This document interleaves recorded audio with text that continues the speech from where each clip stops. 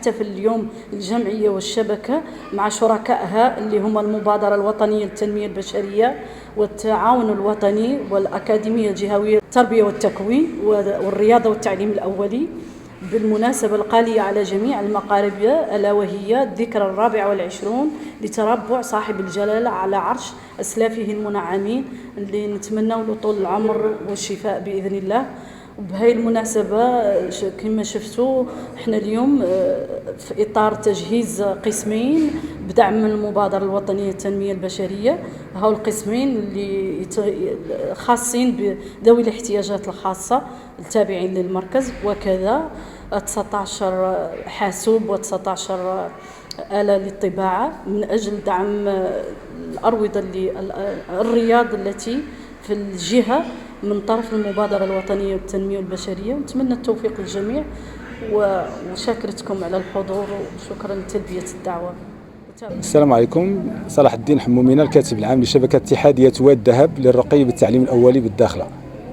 نحتفل اليوم بالذكرى 24 لتربع صاحب الجلالة الملك محمد السادس نصره الله.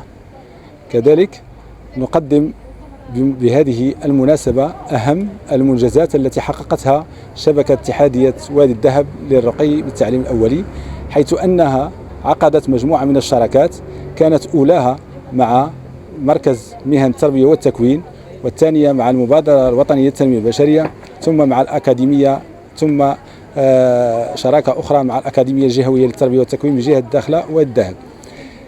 الشبكة لها مرحلتين من هذه الاستفادة. كانت المرحلة الأولى هي الاستفادة من مبلغ مالي قدره 150 ألف درهم يدخل في إطار رقمنة التعليم الأولي بجهة الداخلة وادي الذهب.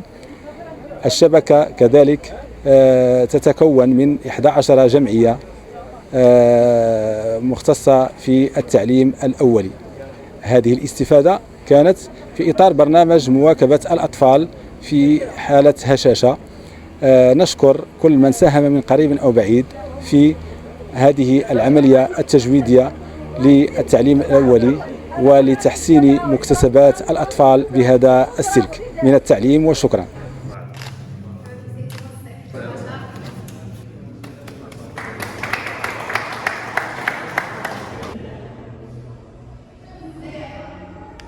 هذا يدخل برنامج الاقتصاد التضامني من أجل التعليم الأولي الأطفال في وضعية واش تقولوا حنا مع التعاون الوطني. وبالنسبة الحمد لله امور يتوصل لك كل ما هو جديد متعلق بتعليم الاطفال بوضعيه الاعاقه، يعودوا على اطلاع به ويعودوا يعطوا